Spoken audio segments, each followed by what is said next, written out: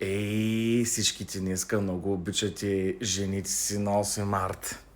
И че получавам дежавю от 14 февруари и не искам да се повтарям, обаче ми се налага. Така да започваме.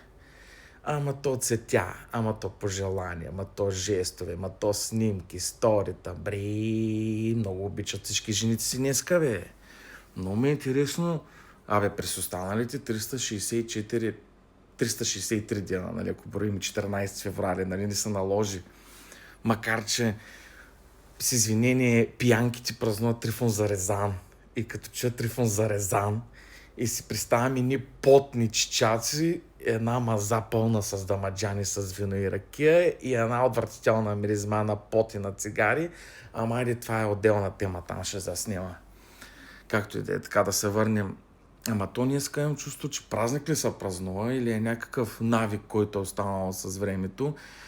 Значи, че може през цялата година да не си човек с човека до себе си, да нямаш уважение, да нямаш отношение, да няма разбирателство, обаче така една роза за 8 март и изведнъж греховете ти са опростени. Амин.